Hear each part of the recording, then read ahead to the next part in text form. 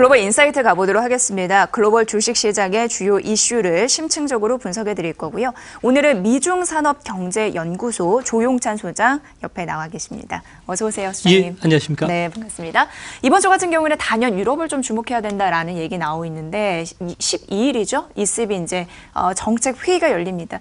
미국에 이어서 유럽 같은 경우에도 금리 완화 발걸음에 좀 동참할 수 있을지 그 여부에 대해서 어떻게 생각하세요? 네, 월가에서는 22의 그 드라기 총재 같은 경우에는 데이터 디펜던트, 그리고 파월 의장 같은 경우에는 마켓 디펜던트라고 부르고 있는데요. 아무래도 FRB보다는 22가 시장 친화적인 정책들을 많이 내놓고 있기 때문에 그렇습니다. 이번에도 10월 드라기 총재가 임기 그 만료를 앞두고서 시장에 선물을 줄 것으로 보여지는데요. 기금금리라고 하는 현재 마이너스 0.4%인데 더 낮출 것으로 보여지고요. 자산 매입 재개와 관련해서 금융 완화 패키지도 같이 발표할 것으로 보여집니다. 22의 정책 금리 예상을 보여주는 이온이라고 하는 그 유로 표시 금리 스와프가 있는데요. 현재는 10bp 이상 예금 금리가 낮아질 것으로 예상을 하고 있는데요. 시장에서는 한 20bp 정도 그 추가적인 금리 인하도 가능할 것으로 보고 있습니다. 아무래도 EU 같은 경우에는 중국이 최대 교육 국가였고요. 또한 중국이 EU에 가장 많은 투자를 해주고 있는데 중국이 경제가 좀 위축이 되고 있기 때문에 그렇습니다. 이뿐만 아니라 미중 무역 전쟁, 여기에 미국의 금리 역전에 따른 예방적 금리 인하도 22가 필요했기 때문인 것으로 보여지는데요. 이제 문제는 자산 매입 규모와 관련된 부분입니다.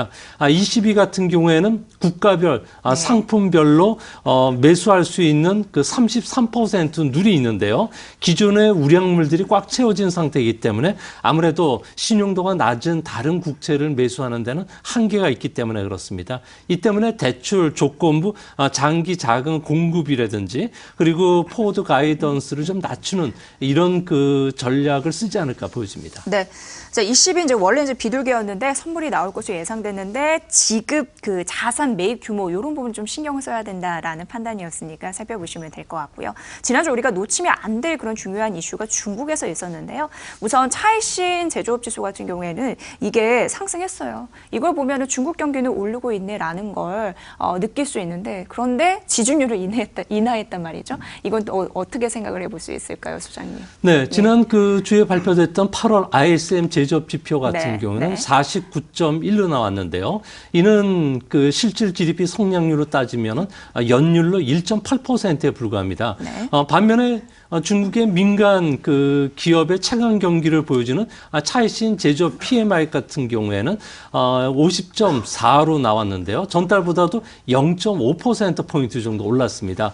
국가통계국이 발표되는 PMI는 4개월 연속 50선을 하회했는데요. 아무래도 그 중소기업들의 최강 경기가 좋아지는 것은 아무래도 지준율을 낮췄다든지 중기 대출 제도를 통한 대출금이 더 확대됐다든지 그리고 세금 감면 또 소비 진작책과 관련된 효과들이 나타났기 때문인 것으로 보여집니다. 모처럼 만에 나온 호재이긴 하지만 미중 무역 전쟁이 전체 수출의 20% 정도를 차지하는 대미 수출을 감소시킬 수 있다는 점, 최근 들어서 외국 기업들의 엑소더스 현상들이 나타나고 있다는 점, 그리고 소비 둔화로 인해서 3분기 GDP 성장률이 5.9% 정도 둔화된 것으로 보여진다는 점에서는 차이신 경제 지표들도 앞으로도 계속적으로 상승 추세를 타기는 좀 어려울 것으로 보여지는데요. 이같이 보는 근거는 아무래도 생산을 좌우할 수 있는 신규 수주나 신규 수출 신규 수주가 악화되고 있기 때문에 그렇습니다.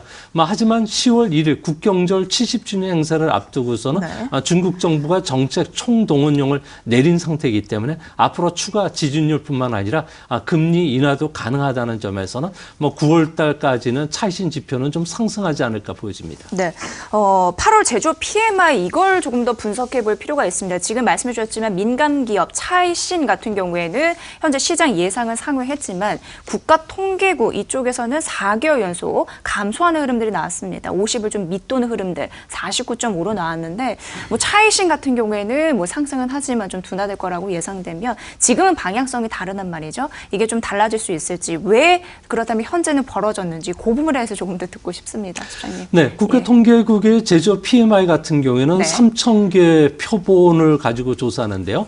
대부분 국유 대형 기업들이 많이 포함이 되고 있습니다. 이렇다 보니까 미국의 관세 부과로 인해서 중간재나 자본재 생산 기업이 많다 보니까 아무래도 그 보복 관세로 인한 경영 활동 위축이 되고 있고요. 또 미국에서 인허가 규제로 인해서 사업 활동마저 위축이 되고 있기 때문에 그렇습니다. 하지만 중국의 경제 매체인 차이신이 발표하는 차이신 제조업 PMI 같은 경우에는 표본 집단이 500개 정도로 상당히 좀 적은 편이고요.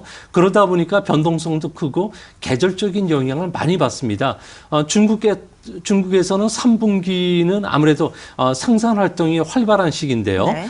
서방 국가들의 수출을 하기 위해서 아무래도 바비 인형이라든지 미니카, 게임기, 크리스마스 트리, 가방 같은 쪽의 생산이 크게 늘어나고 있기 때문에 그렇습니다. 이 때문에 현재 아시아에서 북미로 가는 선박 화물량 같은 경우는 작년 하반기보다 7.9% 증가했는데요. 이 때문에 제조업과 관련해서는 대기업과 중소기업의 최강 경기가 다르긴 하지만 4분기로 들어가서는 같은 방향으로 뛸 가능성이 크지 않을까 생각이 듭니다. 네. 이걸 보면 이제 차이신이나 국가통계국에서 나오는 제조업 PMI가 항상 같을 수는 없다라는 거. 하지만 우리가 방향이 어떻게 전개될지는 좀 분석이 필요하다라는 거 들을 수가 있었습니다. 잘 앞으로도 좀 챙겨보셔야 될 것 같고요. 자, 우리나라와 미국 증시에서 좀 동질화가 되는 부분이 있습니다. 뭐냐면 대형주와 소형주가 시간이 갈수록 투자 성과가 달라진다는 건데 특히 이제 미국 쪽입니다. 이런 현상이 두드러집니다. 왜 이렇다고 보십니까? 네, 우리나라의 코스닥과 그다음에 코스피의 그 차이처럼 네. 미국 안에서도 대형주인 러셀 1000과 그리고 소형주인 러셀 2000의 네. 투자 성과가 전혀 반대 방향으로 가고 있는데요. 소형주 같은 경우에는 2018년 8월 30일 날이 사상 최고치를 기록했는데 현재까지는 무려 14% 정도 하락한 상태라 그럽니다.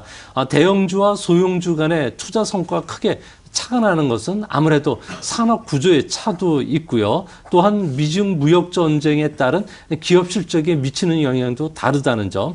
그리고 경기 하락 시에는 아무래도 대형 기업들이 구조 조정을 하기엔 편하고요. 또한 기업 실적도 덜 떨어진다는 점에서 이런 차가 난 것으로 보여집니다. 네. 특히 시가총액에서 차지하는 업종별 구성비를 보면요. 대형주는 정보 기술이 많고요. 소형주는 금융주 비중이 크다고 합니다. 이 때문에 소형주에 편입되어 있는 금융주들 같은 경우는 국제투자은행이 아니라 지방의 중소은행들이다 보니까 채권 수익률이 하락한다든지 예대 마진폭이 줄어들었을 경우에는 아무래도 영업이익이 크게 줄어들 수밖에 없는데요. 금리 인하 국면에서는 이런 현상이 두드러지게 나타나고 있습니다.